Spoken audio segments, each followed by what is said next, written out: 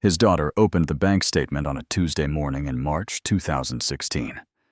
The balance printed at the bottom was $11,247. He had worked for 40 years. There was no fraud, no error, no hidden withdrawal she had missed. Gary Mitchell had worked for 40 years at the same plant in Dayton, Ohio. And this was what remained. Gary was born in 1948 in Kettering, just south of Dayton. His father worked a union line at General Motors. The household expectation was simple: find steady work, stay with it, and the system would hold. He started at Midland Manufacturing in 1969, the summer after high school. The work was physical and loud. By the end of his first decade, he could troubleshoot a stamping press faster than most of his coworkers. By 1985, he was a floor supervisor, earning $28,000 a year. He had a house in Kettering, a wife named Carol, 2 kids, and a car note he never missed a payment on. He tracked the household budget on a yellow legal pad. The company 401k option arrived in 1982, and Gary enrolled, contributing 6% to capture the match. He did not monitor it closely. The pension was the plan: $1,840 a month at 30 years of service. He had read that number and stopped reading. Gary did not distrust banks. He distrusted the market. He remembered 1987. He watched 2008 the way someone watches a thing they expected, without surprise, and without accounting for everything they hadn't done. In 2001, Midland was acquired by a holding company headquartered in Dallas. Gary kept working. The pension stayed active. The paperwork changed, but the numbers looked the same. He had no reason to look closer. His wife, Carol, was diagnosed with breast cancer in November 2003. The prognosis was good. The treatment ran 18 months. The insurance covered most of it. The gap between what insurance covered and what the bills said was not small. If you want to see how a decision that made complete sense in a hospital waiting room becomes the number that shows up 40 years later, here's what I ask. Subscribe.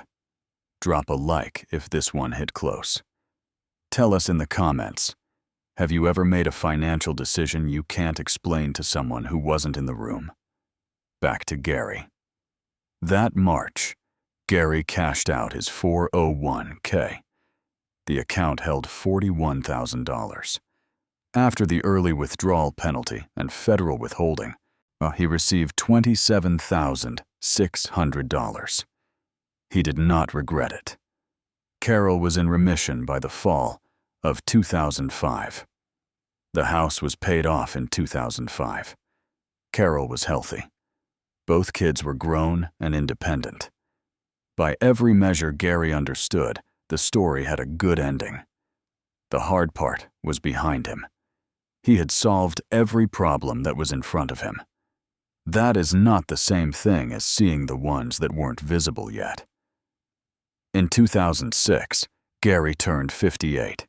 He was planning to work until 62, file early for Social Security, and live on the pension plus the monthly benefit. He had run the numbers twice. They fit. Barely, but they fit. The holding company announced a restructuring in August 2007. 40 positions were eliminated. Gary's was not one of them. In October, he received a revised benefits packet in the mail. The pension formula had changed. The new monthly figure was $1,190. The document explained the adjustment in 4 paragraphs of administrative language. The word final appeared once. He called HR on a Monday, and they confirmed the number. He asked if it was negotiable. They said it was not. He thanked them and hung up. He sat at the kitchen table for a while after that. He ran the revised numbers that night. Pension at $1,190. Social Security at 62 would come in at $1,338. Combined, $2,528 a month. His household ran about $2,800. The gap was $272. He thought the savings account could carry it. The market crashed in September 2008. Gary watched his savings lose nothing because they were in a savings account. He felt, briefly, like he had been right all along. He retired in May 2009 at age 60. Midland offered a voluntary separation package, a lump sum of $12,400. Gary took it. He was tired. He walked out of the building on a Friday. There was no party. He filed for Social Security in November 2010 at age 62. The monthly benefit was $1,338. Waiting until 67 would have produced $1,880. The break-even point was approximately 12 years. Gary did not think he had 12 years to wait. Carol's 2011 follow-up found something new. A separate diagnosis, different kind, caught early. The treatment was less intensive. The bills were smaller. But the savings account moved again. By the end of 2011, the savings account held $21,000.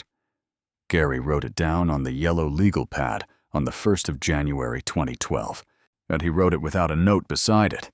He just wrote the number.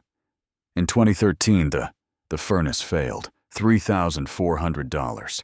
In 2014, a transmission repair, $2,100. In 2015, Carol's prescription coverage changed, and her monthly out-of-pocket rose by $180. Gary absorbed each one. He had done it before. By late 2015, the savings account held $14,300. The contraction had been slow enough to never feel like one. The money had not disappeared. It had gone exactly where Gary had sent it, one careful decision at a time. He checked the balance on the 1st of every month, the same way he checked his oil and his tire pressure. He never called it a problem. He called it a lean period. According to the Employee Benefit Research Institute, more than 45% of Americans between the ages of 55 and 64 have less than $25,000 in retirement savings. Gary's situation was not an anomaly. That is the part that is difficult to hold. Gary turned 67 in February 2015. Medicare activated automatically. He did not have supplemental coverage.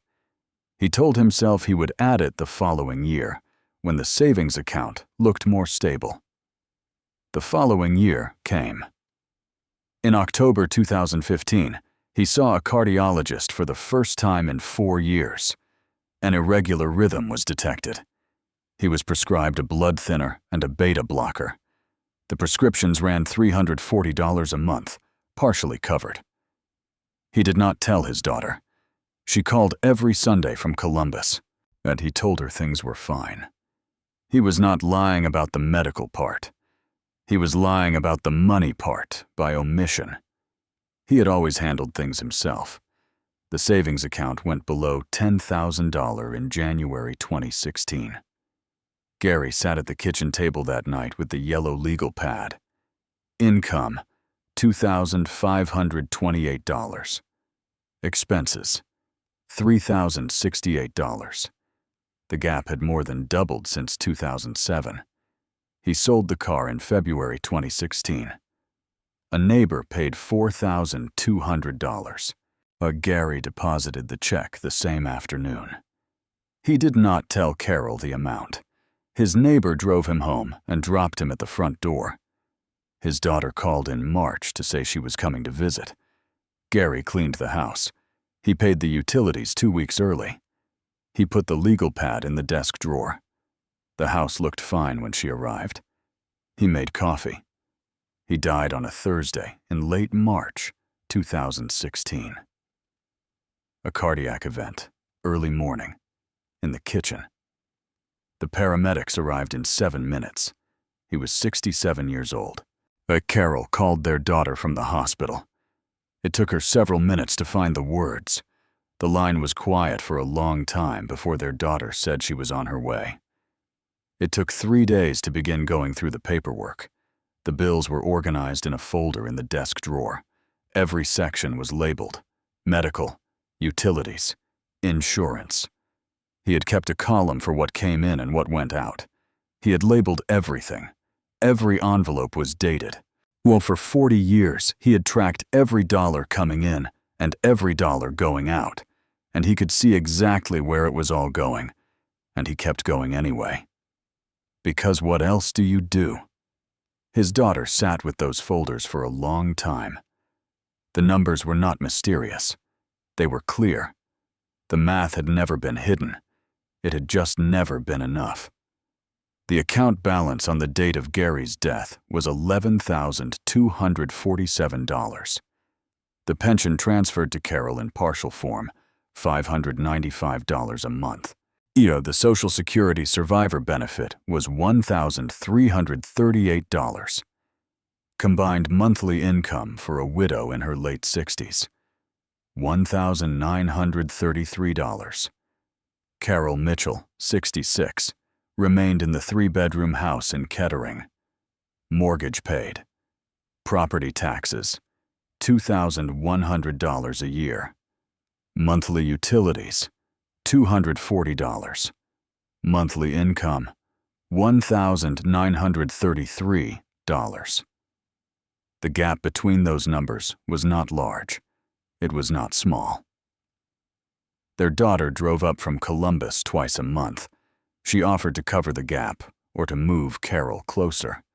Carol declined both, in the same quiet, steady way that Gary had declined to wait until 67 for Social Security.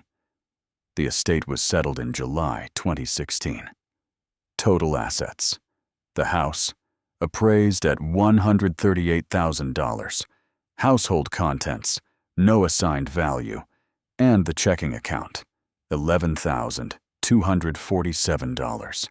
No investment portfolio, no life insurance beyond a small group plan that had expired at retirement. His daughter kept the yellow legal pad. She did not read all of it. She looked at the last few pages and the months leading up to March and saw the same handwriting, the same careful columns, the same attempt to make the numbers work.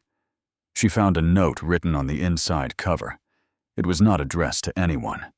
It said, "Pending items." Below that, a list of small repairs he had planned to make to the house. The list was undated. The repairs had not been done. The Midland manufacturing plant where Gary worked for 40 years closed in 2011. The building was demolished.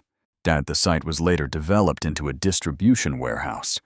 The company's pension obligations were transferred to the Federal Pension Benefit Guaranty Corporation. The PBGC paid Carol $595 a month, as contracted. It was accurate. It was less than a third of the figure the original pension document had promised in 1991. Both of those things were true at the same time. Gary's son lives in Phoenix.